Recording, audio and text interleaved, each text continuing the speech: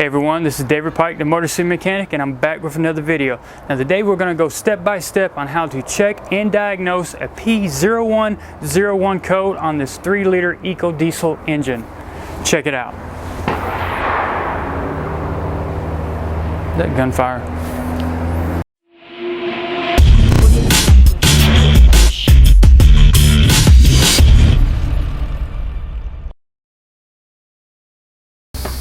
And the vehicle is a 2015 Ram with the 3.0 diesel engine. Now the customer's concern was they were driving down the road and they went to accelerate, and at some point they lost power. And when I mean power, I mean performance. The vehicle basically fell on its face. Now, it caused two things to happen. One was the check engine light to come on, and the second thing is every time they depress the gas pedal, they hear an audible rushing of air type sound coming from the engine compartment.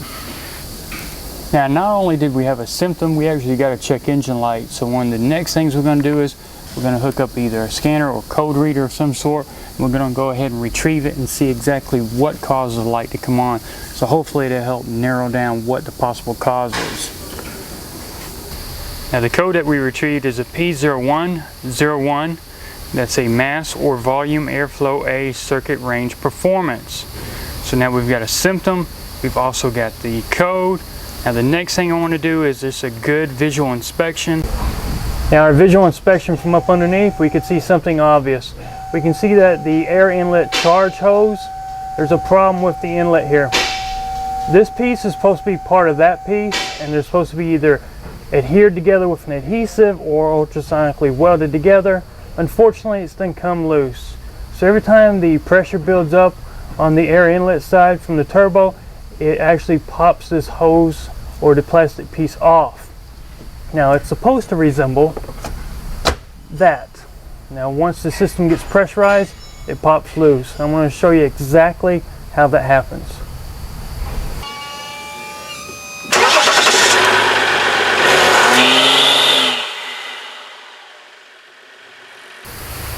Now this is your replacement part.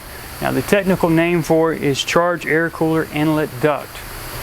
Now the bottom half is where we had issues that you actually saw in the video. This is where it's separated right here. We had the rubber hose with a clamp down here. We got two bolts up here for mounting it, and this goes over the top of the engine to the air inlet where it's got a spring-loaded quick release clamp. Now the price for this assembly is right around $300. Now one thing I want to show you is how the inlet duct snaps onto the engine and the spring-loaded clamp that it uses and how you need to release it. You can clearly see here you got three pieces that protrude through. Once it snaps on, that's what holds it. But in order to release it, you've got to do a few things. You need to get all three of these out of the way, and that's where these plastic pieces come into play. Now those three fingers are part of a C-shaped metal spring.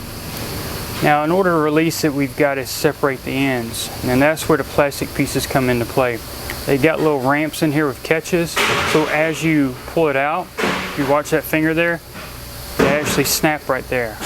Problem you run into is once you've got one side released and you start to mess with the other side, this side snaps back in place. So you kind of got to do them both at the same time, or while you're releasing this one, if you were to wedge something in between here and here, such as a rubber hose or anything to keep it from releasing, and then move over to here, you should be fine. But once you've got both sides released, it should cause this bottom one to drop down as well. So that way none of the three fingers are protruding. So here's another vantage point where you can actually see that the fingers are no longer protruded through.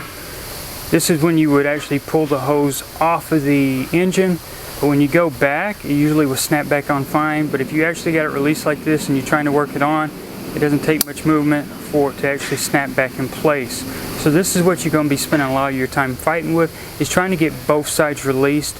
Once it's released, it's a matter of wiggling it off. When you go back, it doesn't hurt to put a little bit of grease or some kind of lubricant around that O-ring to help it slide on better. Now when we go to replace the inlet duct, we're going to be dealing with three different locations. We'll be working at the top of the engine, front of the engine, and underneath. From up under, we can get to the radiator style clamp that attaches the rubber hose to the assembly. Front of the engine, we've got two mounting bolts or nuts that we need to take off, And then the last but not least, the spring-loaded clamp on top of the engine. Now, in order to get access to where that inlet duct actually attaches to the engine, we've got to take the plastic cover off. It's just a matter of lifting straight up. If you look on the back side, we've got some rubber bushings here that mount on ball studs that are on the engine. Just snaps in place. When you go back, it doesn't hurt to put a little bit of grease on both of these, so that way it's a little bit easier to get it fully seated. Now you can see a lot more clearer where that ductwork goes. It follows the front of the engine, goes along the top, and goes near the rear of it. That's where that spring-loaded clamp is that we're going to be dealing with and spending most of our time with. And here's where the air inlet actually attaches to the engine, right here at this elbow. That's that spring-loaded clamp I showed you earlier off the vehicle. Use the technique I showed you on how to release it, and then it'd just be a matter of whittling the hose and getting it off. Now the air inlet is attached to the engine with a total of two 10mm nuts that we've got to take loose. And they're both right here in this general location. Now, in order to help you a little better, if you want, look at your replacement part, see where the bracket is, and you'll see basically where you should be finding those two nuts.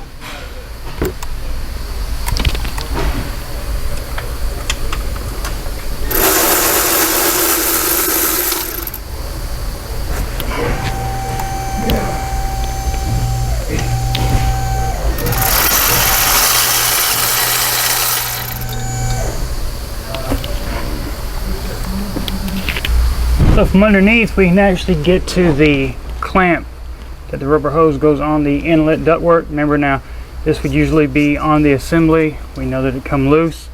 Now that clamp is a radiator style. You use a flat tip screwdriver, or in this case, I'm going to be using a 7mm. It's a matter of working the hose loose. There you have it. That's the piece that's separated from the assembly. So now that we've got the air inlet released from the engine, we've got the mounting bolts off and the rubber hose off on the bottom, it's just a matter of lifting up and guiding it out. So now that we've got the old part off the vehicle, I can show you where the part failed and compare it to the new one. Now the installation of everything is just the opposite of removal. If you follow the steps I gave you that we use to take everything off, you shouldn't have any problems with going back with it. I did mention one thing earlier, that if you add a little bit of grease to the inside of that inlet, it should slide on the engine a lot easier. Another thing to pay attention to is you want to hear an audible sound or a click noise when it's fully seated. That's those three metal fingers on that spring-loaded clamp grabbing a hold of the lip. At that point, everything's pretty much done. All we need to do is clear the code and test drive it to make sure we have no more performance issues. Now, this may not always be the same cause for that code, P0101, but in this case, this is what we found, and it's something I recommend you actually look at to see if it's going to be the same cause of your concern. So if you liked the video, please give it a thumbs up on YouTube. Don't forget you can find me on Facebook, Twitter, and Instagram. If you got any comments or suggestions about the repair we did today on this 3-liter EcoDiesel engine for that P0101 code, or anything Chrysler, Dodge, Jeep, or Ram related, you can always email me at david@motorcitymechanic.com, and I'll try to get back to you in a timely manner. If you're a new viewer, make sure to hit the subscribe button. If you're a returning subscriber, make sure to hit the little bell icon next to the button. That way you get notified instantly when videos such as this get uploaded. In the meantime, everyone, thanks for watching all these videos. And anytime they depress the gas pedal, they could hear the sound of air rushing from around the engine.